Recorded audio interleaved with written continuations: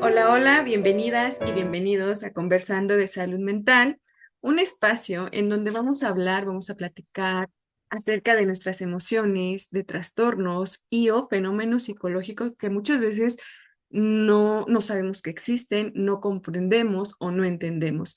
Es por ello que aquí vas a encontrar herramientas y experiencias sobre cómo cuidar de tu salud mental y la de tus seres queridos.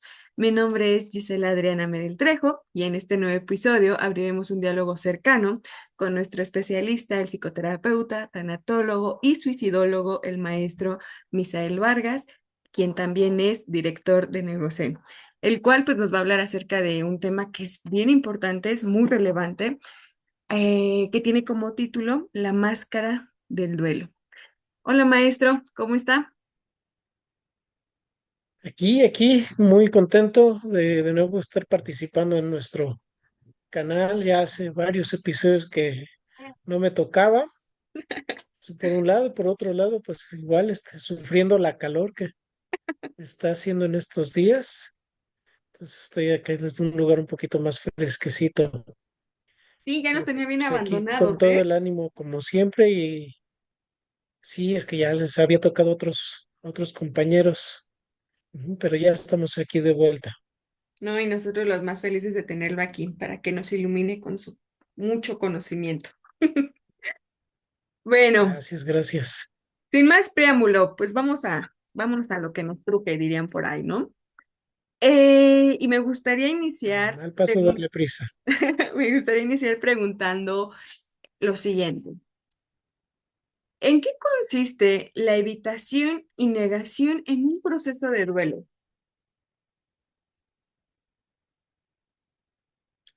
Bueno, antes que nada, habría que aclarar que esta es una de las etapas que ocurren o que ocurren, se describen y es parte de un modelo que actualmente es como una progresión, es un modelo más avanzado para entender los procesos de duelo, eh, que bueno, ha desarrollado una compañera latinoamericana, colombiana, Payás, que ella fue alumna de Elizabeth Kubler-Ross, ¿no? Que es la madre de la tanatología, ¿no? Entonces, la evitación y la negación es una fase, una etapa que es normal que ocurra ante cualquier pérdida, ¿sí? Y obviamente, pues esta etapa va a depender su tiempo, su intensidad y su complejidad de distintas variables que condicionan la pérdida, ¿no? Eso es por un lado, ¿no? Pero por otro lado, también la evitación y el duelo, la evitación y la negación son procesos psicológicos que conviven en esta etapa y que tienen una función en específico, que es proteger, ¿sí? Es una forma de protección cuya función es como ir graduando, ¿sí? El impacto de la pérdida, ¿sí? En la persona. Ujú. De alguna manera, para que tenga nuestro auditorio como una metáfora para que entiendan, pues es como la llavecita del paso del agua, ¿no? Esta llave que uno le va modulando, ¿no? ¿Qué tanta agua, con qué tanta intensidad? ¿Sí? Y entonces, ¿por qué ocurre esto? Si nosotros no tuviéramos estas funciones de ir graduando, el choque sería demasiado fuerte, ¿sí? Y muy probablemente la persona caería en procesos de desorganización, ¿sí? Que sería lo mínimo, ¿sí? ¿De qué hablamos cuando hablamos de desorganización? Pues estamos hablando de una persona que no puede controlarse, que llora, que no sabe tomar decisiones, que se ve impedida a pensar con lucidez, con claridad, no sabe qué está sintiendo o los sentimientos, las emociones son demasiado intensas, ¿sí?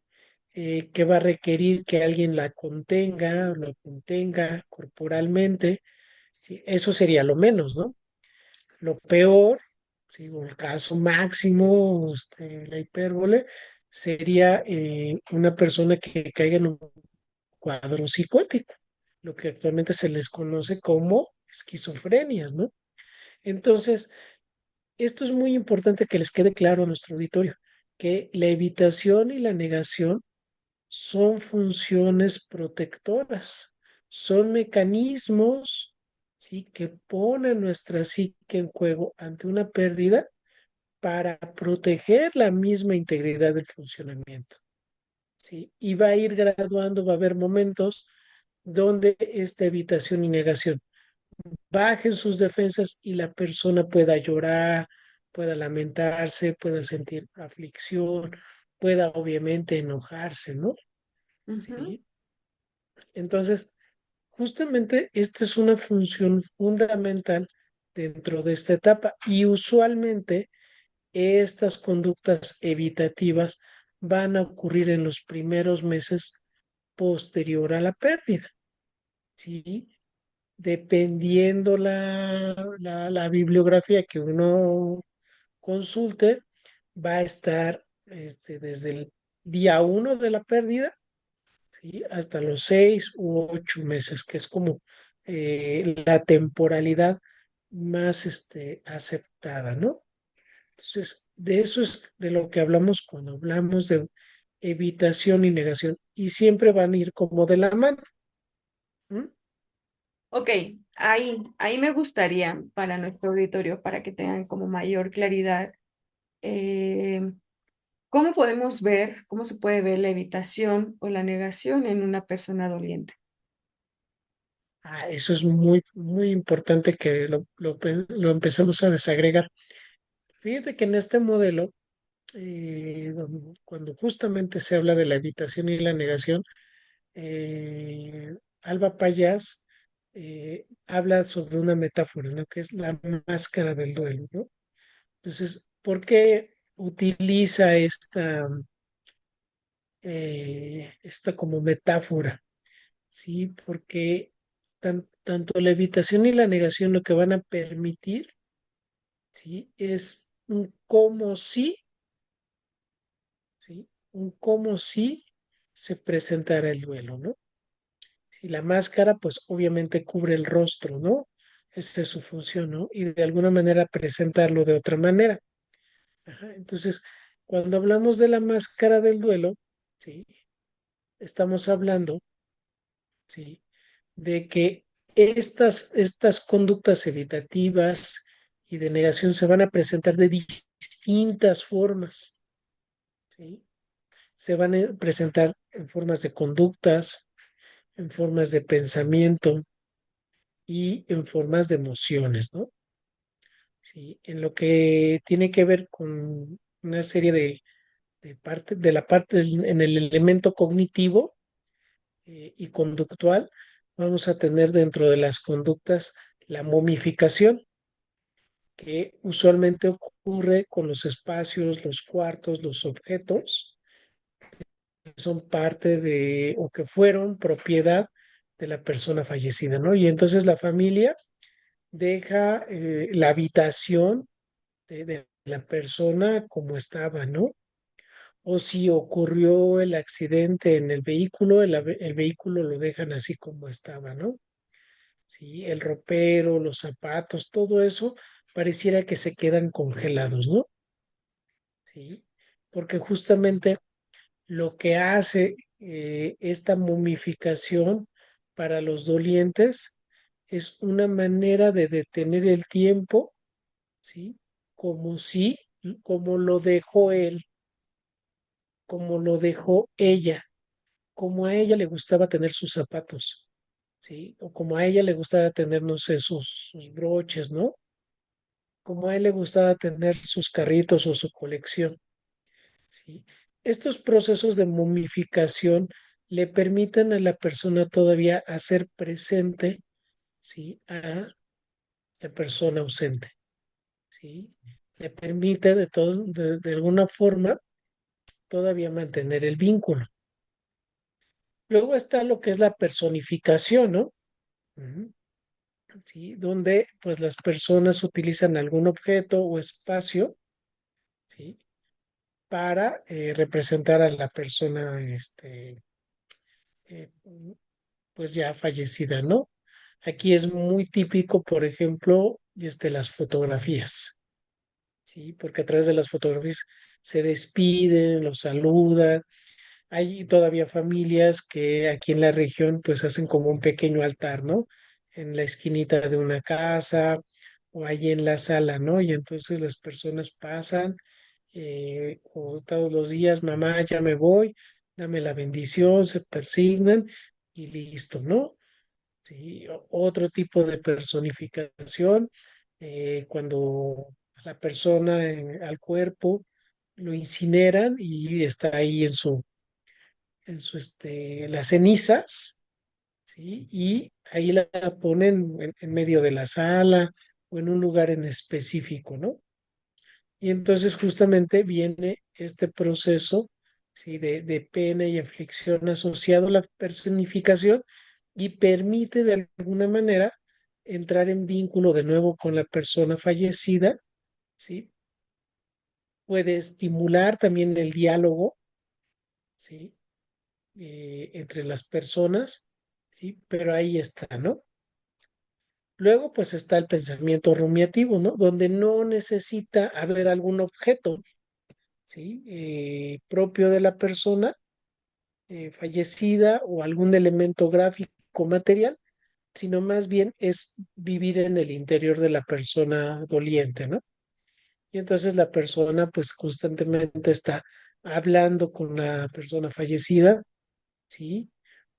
O también establece un monólogo de enojo, un enojo de resentimiento, ¿sí? O de abandono. ¿Por qué me dejaste, papá? ¿Por qué por qué te tuviste que ir, ¿no? ¿Por qué te fallé? ¿Sí? Y este pensamiento rumiativo es muy, muy desgastante en las personas, ¿sí? Este pensamiento rumiativo lleva un desgaste afectivo, un desgaste cognitivo y llega a ser muy peligroso, por ejemplo, para las personas que tienen trabajos operativos, ¿no? Que operan maquinaria, que operan este transporte, ¿no? Sí. Entonces, esa es por un lado la parte como cognitivo y conductual, la parte cognitivo entrecruzado con lo conductual, ¿no? Luego también tenemos, por ejemplo, en la parte eminentemente conductual, en la máscara del duelo, la sustitución, ¿sí? Que sustituyen las funciones, ¿sí? Y hasta el rol que tenía la persona, ¿no? Personas que enviudan, por ejemplo, y a los 2 meses ya tienen una nueva pareja, ¿no? Sí, entonces aquí, aquí se aplica la frase, ¿no? Un clavo saca otro clavo, ¿no? Luego, por ejemplo, los padres que lamentablemente pierden un producto, un bebé, ¿sí? Y que buscan inmediatamente embarazarse. Y algunos llegan hasta ponerle el nombre del bebé anterior, ¿no? O que habían pensado para el producto anterior. Sí, y usualmente todos estos procesos de sustitución terminan de manera terrible. ¿Sí? ¿Por qué? Porque lo que hacen con la sustitución es una conducta evitativa que se puede calificar como extrema, ¿no? En logoterapia le llamamos esto una actividad incorrecta, ¿no? ¿Por qué? Porque es una acción que no va a permitir lograr un sentido o definir un sentido en la vida de las personas. Sí, no le ¿Por permite. qué? Porque evitan a toda costa confrontar el dolor, elaborar el dolor, significar el dolor y entender, incorporar esa pérdida en su vida, ¿sí? Para crecer, para tomar nuevas decisiones o distintas decisiones. Cuando se lleva a la sustitución, es un problema muy serio que uno como psicoterapeuta y como tanatólogo debe de estar muy al pendiente. Sí, y bueno, también los familiares ahorita que están escuchando este contenido, oh no, pues cuidado con esta parte de la sustitución, ¿no? Luego tenemos también lo que es la hiperactividad, ¿sí? Que usualmente siempre ocurre, que cuando se da un fallecimiento, hay una persona, un hijo, un hermano, el marido, la marida, ¿sí? Que se hace cargo de casi todo. Ujú. De reconocer el cuerpo, de hacer los trámites en el hospital, verificar la cuestión con la funeraria, que los tamales lleguen a tiempo, que la reta de las sillas, ¿sí? Que mamá no se nos ponga mal, dale la pastilla, que la hermana por favor se hidrate, que pongan la lona, que hay que ir a ver lo del cementerio, ¿sí? Entonces es la persona que empieza a resolver, ¿no? Pero ¿para qué empieza a resolver? Y después del entierro, y después de la pérdida, no, pues yo me hago cargo de acompañar a mi mamá para pues todos los trámites correspondientes, que la pensión, que la casa, que ta. ¿Sí? Y entonces se mete en una carga de actividad y de estar resolviendo. ¿Pero para qué lo hace? Para justamente evitar y confrontar el dolor. Ujú. Sí, yo recuerdo hace unos años que yo atendía una familia y que pues habían perdido lamentablemente a su hija, ¿no? A su hija mayor, ¿no?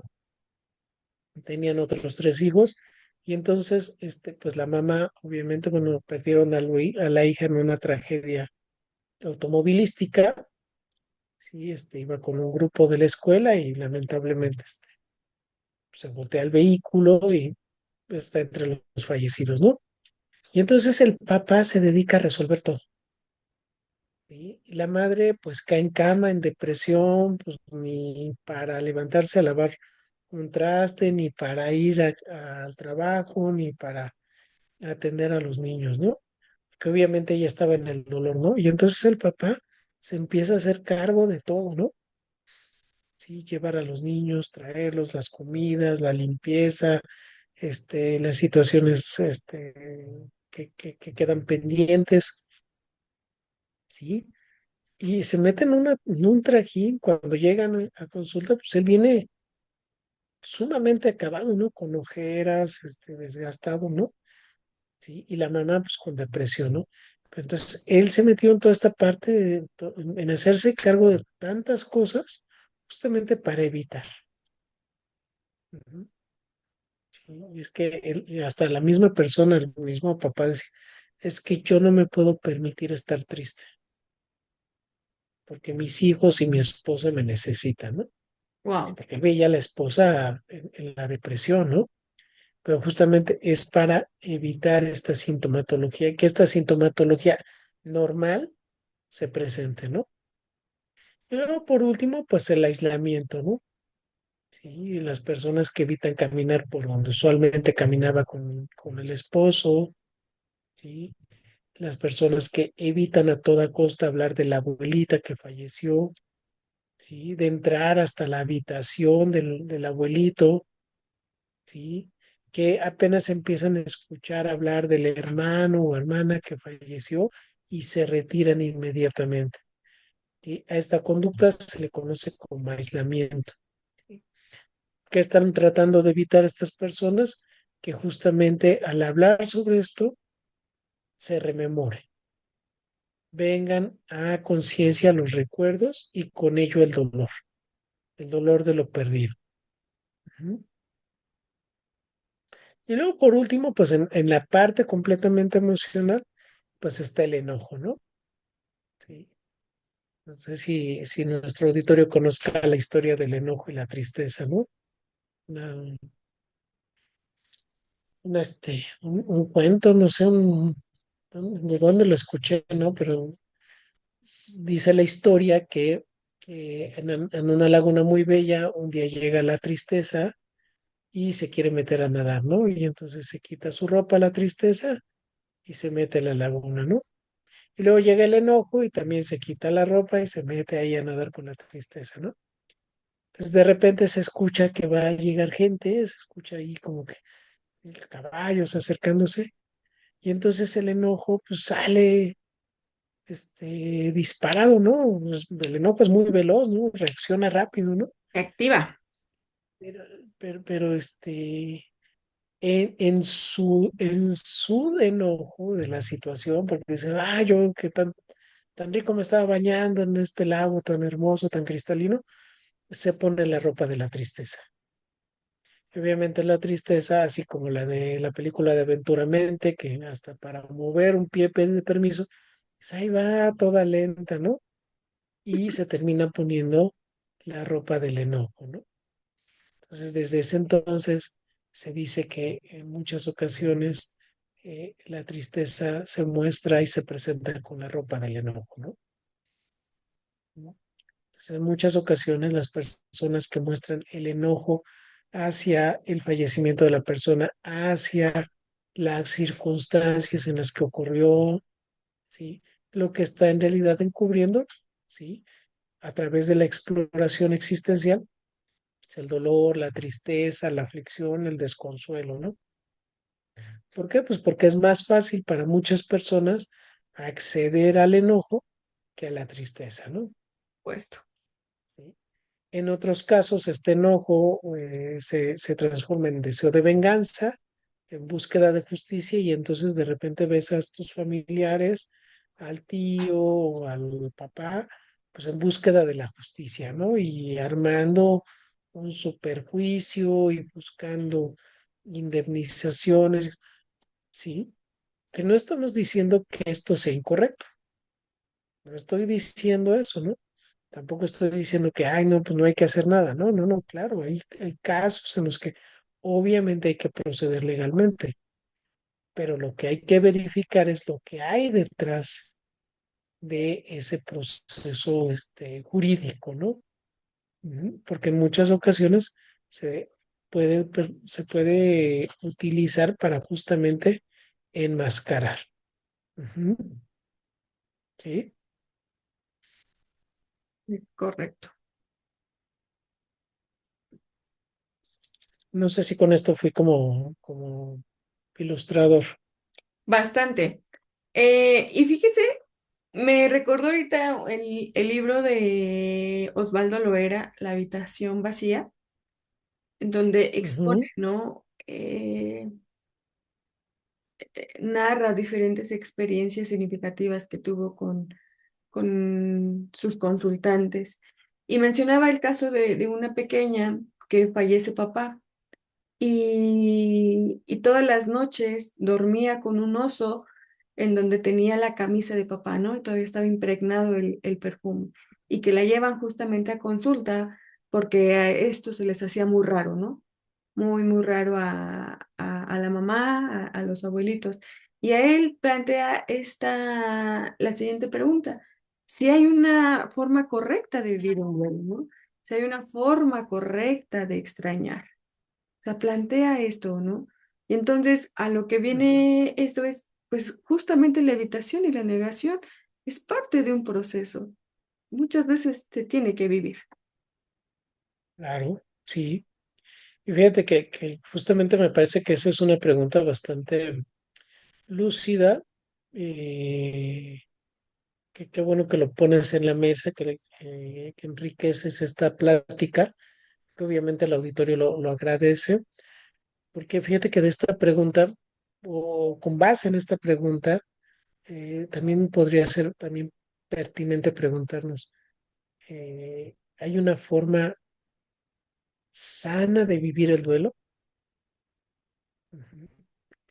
Porque en muchas ocasiones llega la familia preocupada por cómo ve al doliente, ¿no? Y, y estamos como en los dos extremos, ¿no? Que dice, pues es que de repente pareciera como si nada hubiera pasado, ¿no? Y no la veo llorar, ¿no? Sí, porque desde el estereotipo, pues no cumple, ¿no? Es Exacto. que tendría que estar llorando todo el tiempo. No, ¿Según quién, no, no? no, sí, claro. Sí, y luego hay otros donde dicen, bueno, es que yo la veo demasiado triste, ¿no?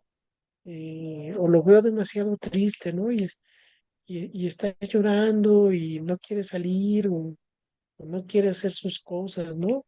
O las hace muy lento. Bueno, ¿y por qué no habría que ser así, ¿no? Exacto.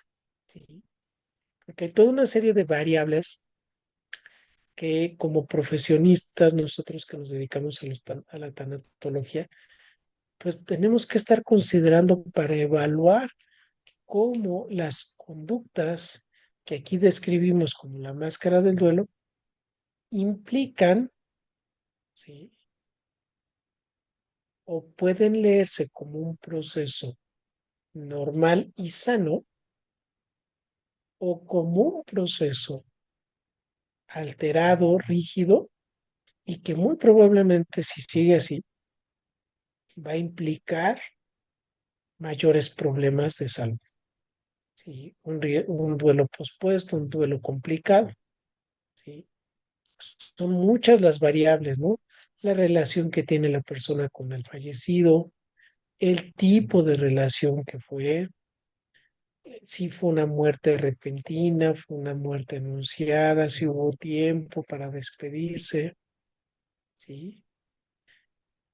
Si esta persona, el doliente, ha vivido situaciones previas de alto estrés, de crisis, si ha vivido muertes previas, duelos previos, los estilos de afrontamiento que han aprendido familiarmente, la forma de vinculación que tienen, ujú, la respuesta familiar que tiene hacia su dolor, ¿sí?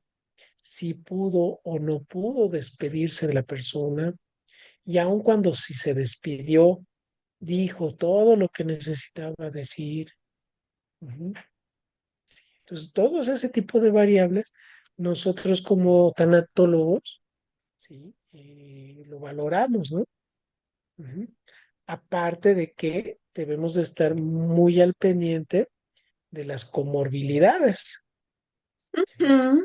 Porque también de repente en estas etapas podemos encontrar sintomatología depresiva, sintomatología ansiosa, si la persona tiene antecedentes psiquiátricos, ¿sí? Previos. Por eso es muy importante y fíjate, esto deriva a una recomendación, ¿no? Eh, Ir, y es una invitación a nuestro auditorio, ¿no? Cuando asistan a un servicio de tanatología, traten de que el tanatólogo sea un psicoterapeuta especializado, ¿sí? Porque lamentablemente hay mucho tanatólogo que es una madre de familia que ahí tenía tiempo y hizo unos estudios de tanatología y ya dice que es tanatóloga, ¿no? Ya anda haciendo acompañamientos, ¿no? No, a ver, espérate, es que no es así. Lamentablemente, pues muchas instituciones andan vendiendo y promoviendo estos diplomados o cursitos de tanatología a público general, ¿no? Y no, los procesos de duelo cada vez son más complejos y el conocimiento en tanatología se ha especializado bastante. Ujú. Correcto. Sí. Ahora, y con lo que nos está platicando, para pues ir cerrando este episodio que me ha encantado, ¿cuándo nos debemos de preocupar por estos mecanismos de la máscara del duelo? Bueno, usualmente, y que ya lo estábamos como entreviendo con tus preguntas muy, muy lúcidas, brillantes, tenemos ahí como dos posibilidades, ¿no? Hay como dos rutas de camino, ¿no? Eh, si este tipo de respuestas de enojo, de hiperactividad, de salidas hacia adelante son flexibles, si son transitorias, o sea, no se vuelven un mecanismo establecido y permite que haya momentos de tristeza, de dolor, de aflicción, pues lo más probable, ¿sí? Es que se va a transitar a un duelo normal, ¿sí? Y pasar a otras etapas, ¿no? Que van a permitir integrar esta experiencia ¿sí? En la persona. Ahora, si estas formas evitativas y de negación se convierten en una respuesta típica de la persona, se vuelven rígidas, pasado el tiempo y pasado ciertos cambios a nivel familiar, siguen presentándose, pues obviamente no va a permitir que emerja la tristeza, la aflicción o hasta el enfado, ¿no? Y entonces lo más probable es que esto va a desarrollar un duelo complicado o un duelo pospuesto, ¿sí? Y cuando ya hablamos de este tipo de duelos, ¿qué va a ocurrir? Va a empezar a haber afectaciones, ¿sí? En la vida de la persona. Vamos a poner un ejemplo.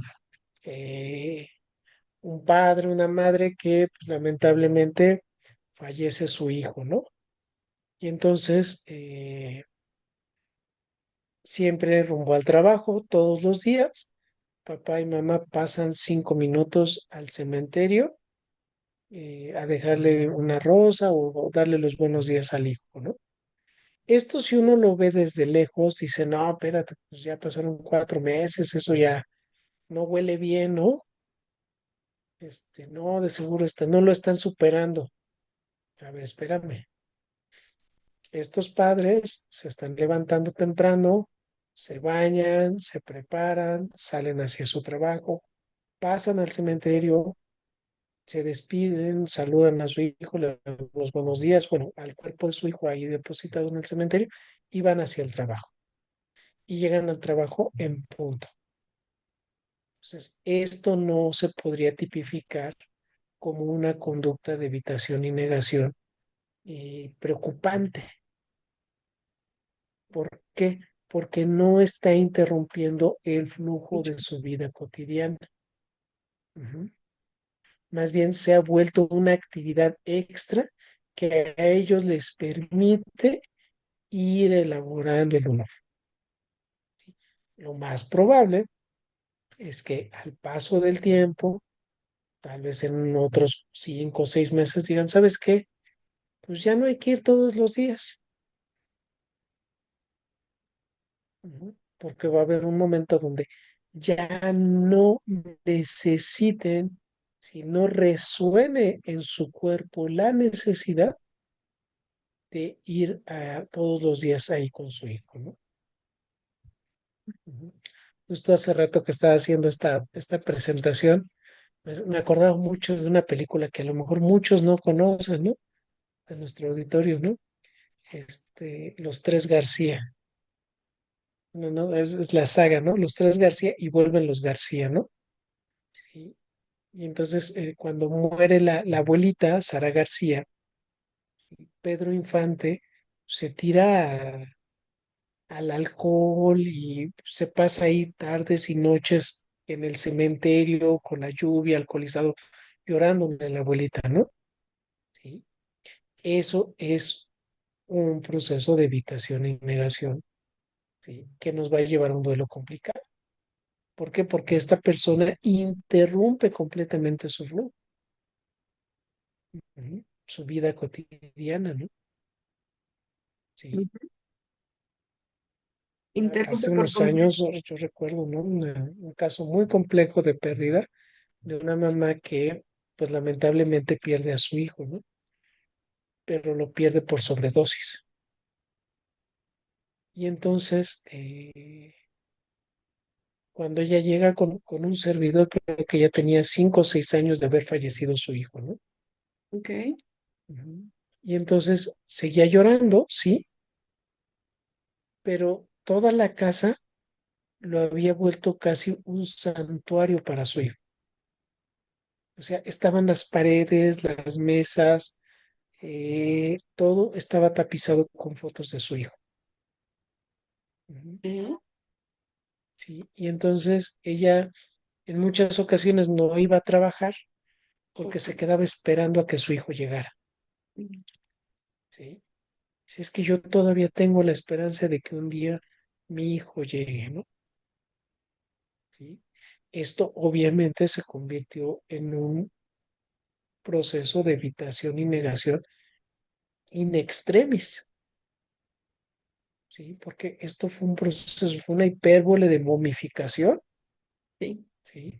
Y pues su esposo, sus demás hijos ya estaban sumamente preocupados por un lado, pero por otro lado ya también estaban llegando a un nivel de hartazgo, ¿no? Es que no es posible que toda nuestra casa esté tapizada con las fotos de mi hermano, ¿no? Dices que hasta en el espejo del baño está una foto de su hijo, ¿no? Porque obviamente la mamá no había hecho todo este proceso de manera que pudiera ella elaborar el dolor, ¿no? Ujú. correcto. ¿Sí? Entonces, cuando se convierte de manera rígida, inflexible, ahí debemos de preocuparnos y que empiece a interrumpir el flujo de la vida cotidiana, que empiece a haber repercusiones a nivel académico, a nivel laboral, a nivel interpersonal, ¿sí? Físico. Ujú. Ahí es cuando nos debemos de empezar a preocupar, ¿sí? Por eso es que si alguien de nuestro auditorio sospecha de que un familiar, un amigo, está pasando por una máscara de duelo nociva, ¿sí? Que esté poniendo en riesgo, ¿sí? El flujo del duelo normal, es importante acercarse a una evaluación tanatológica. ¿Qué vamos a hacer aquí? Vamos a valorar al menos tres grandes aspectos, ¿no? La intensidad, la rigidez y la temporalidad de la sintomatología, ¿sí? Por eso es que nosotros como tanatólogos tenemos ciertos parámetros temporales, ¿sí? Que van a variar en función, ¿sí? De distintas condiciones del proceso de muerte y de la pérdida, ¿sí? Vamos que también hacer, valorar la repercusión de la sintomatología en las distintas esferas de la vida del doliente, ¿sí? Cómo este dolor, esta tristeza o esta depresión o esta cuestión de ansiedad, ¿sí? Está afectando, ¿no? ¿Sí? Porque muy probable, hay casos donde la depresión es previa a la pérdida o la ansiedad es previa a la pérdida, ¿sí? Entonces, eso también hacemos la valoración de manera precisa con base en criterios de manuales psiquiátricos y de la evidencia científica que tenemos, ¿sí? Que también vamos a hacer la valoración de la historia de vida, ¿sí? Con qué recursos la persona puede contar y que no está activando, ¿sí? ¿Qué otro tipo de historias de pérdidas tienen? ¿Sí? ¿Qué destrezas? ¿Qué elementos valiosos de la persona pueden estar? Podemos activar en juego, valorar también las redes de apoyo, hacer ajustes en los sistemas familiares, ¿sí? Porque a veces también eso es lo que se requiere. Ujú. Y pues checar las posibles comorbilidades, ¿no? Ajá. Cómo estas comorbilidades a lo mejor están complicando, ¿sí? Por- Esta situación. Y en algunos casos que es necesario, pues a lo mejor un trabajo, un tratamiento dual, ¿no? ¿Qué quiere decir esto? La parte tanatológica con psicoterapia, pero también el apoyo farmacológico, ¿sí? Y eso nos corresponde a nosotros valorar. Ujú. Por eso es importante que las personas, ante la duda, mejor acérquense, Es correcto. ¿sí? Si algo no vemos que esté checando. Ujú. Y fíjate que yo he tenido varias experiencias así que de repente llegan las familias, no es que lo veo así, lo veo muy retraído. Yo, bueno, pero apenas han pasado 10 días de la pérdida. O sea, esto es normal que ocurra. Pero también dentro del cuadro normal, también ahí mismo a las personas, a los familiares, se les dice cuáles serían las señales De, de alerta. de alerta. Los Ujú. focos rojos. ¿Sí? Si esto permanece en los siguientes 2 meses, entonces saben que sí regresa. Ujú. ¿Sale? Así Ujú. es. ¿Sale? Sí, sí, sí. Y pues Eso sería todo de mi parte. No sé si hay alguna duda, inquietud. No, ninguna. Me pareció que nos ha quedado muy claro, tanto para tu servidora como para nuestro auditorio. Estuvo excelente, me pareció muy oportuna y útil la charla que tuvimos el día de hoy. Muchísimas gracias por compartirnos este conocimiento, esta información tan relevante, ¿no? Para nuestro auditorio. Y pues bueno, ahora sí que antes de despedirnos, los invitamos a que le den like a nuestras páginas oficiales. En nuestro canal de YouTube aparecemos como Neurozen, conversando de salud mental. En Facebook aparecemos como Neurozen, en Instagram como neuro.zen y en TikTok también. Y pues ahora sí, nos despedimos deseándoles siempre, siempre lo mejor. Hasta la próxima. Muchas gracias.